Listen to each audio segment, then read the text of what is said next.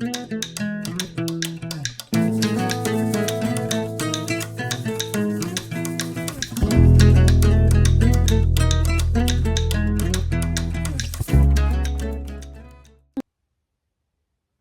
guys, Shelly here with the Wren Nest.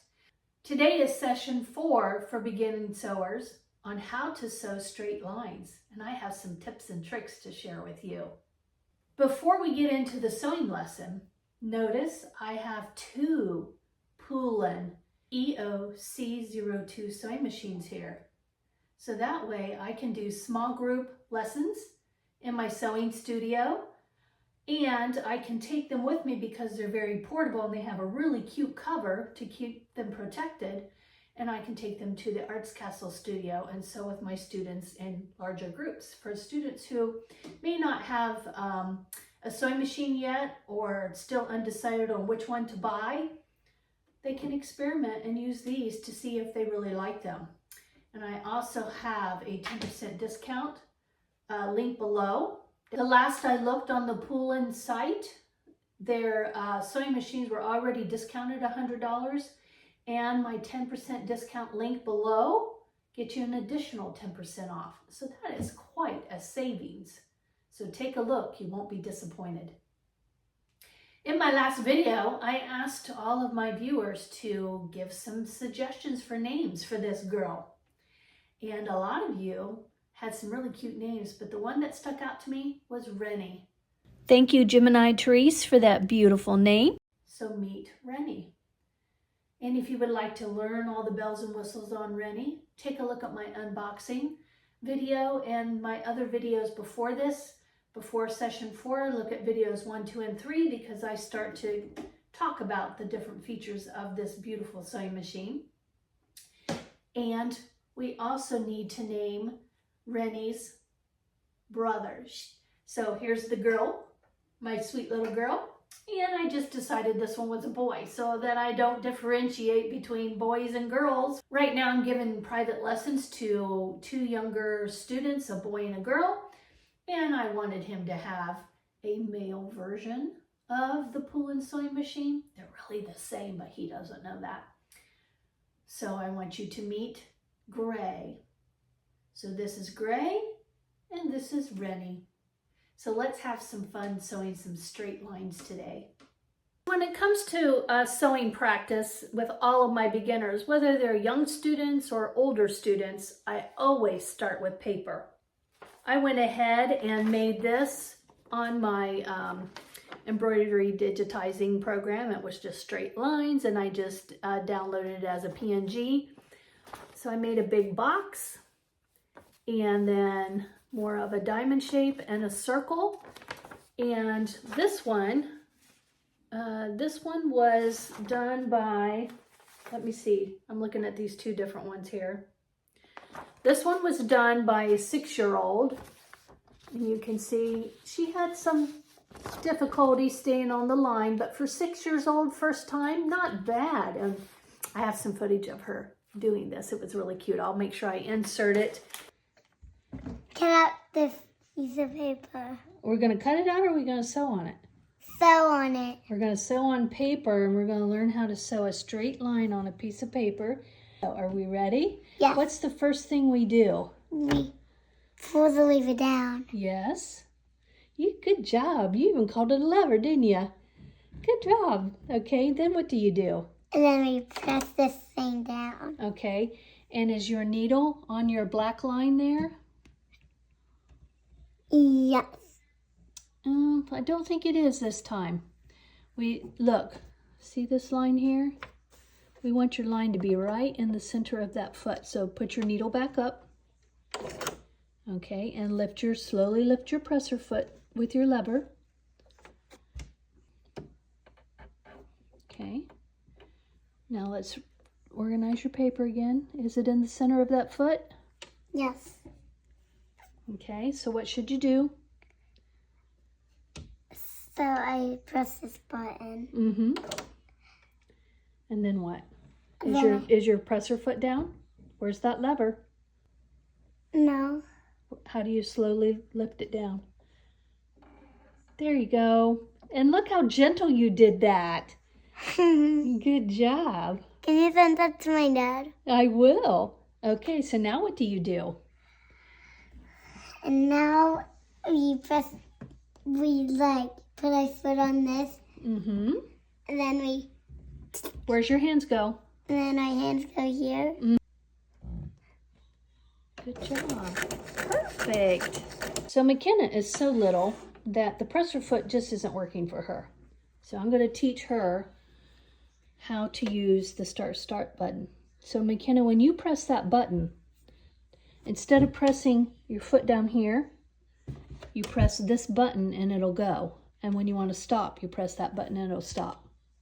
So like this one will make it stop and that will make it go? This one here stops and starts both.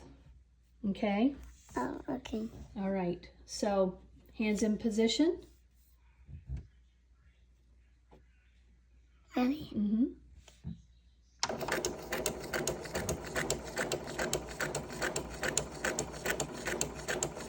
Now you're getting to the end, so what do you have to do? Stop. There you go. That's easier for you, isn't it? Yeah. Since she has an extra step of, instead of putting her foot pedal down here, she's going to have to remember that start-stop button, right? Yeah. Oh, did you have fun today? Yes. Good. We'll show everybody what you did. Hold on. Lift your needle up and your presser foot up. Yep, needle up. Presser foot up. Take your paper out and let's cut the strings. Oh yeah, I'm not on the line.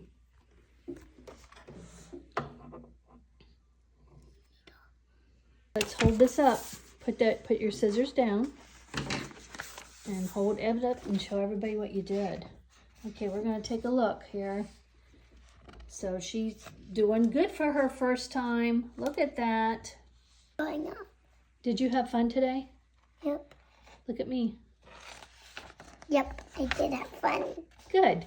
We'll do it again some other time, okay? Okay. This was a 7-year-old and he did a really good job. I should have probably have used darker thread just to see, you know, be able to share with you a little bit more, but you can see the stitch lines. Isaiah, tell me why you have to have your foot lever down. What does it hold? The paper. It holds the paper, and the paper is what? Pretend what? Pretend fabric. Pretend fabric. I can touch the ground. Because it's more comfortable like that? Okay. All right. So you had a really good start. Yeah.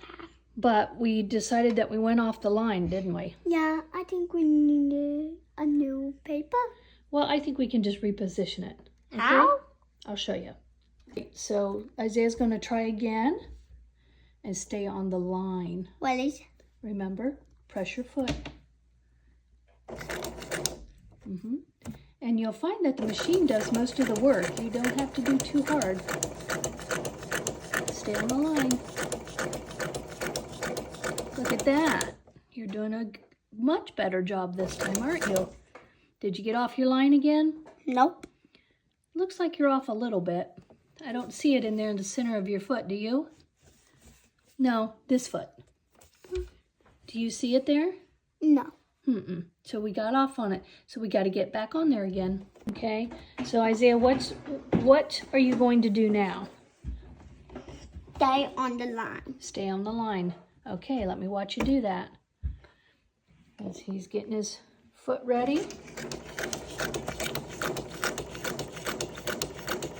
Look at that. This is only like his 3rd time trying. Are you getting off of it a little bit?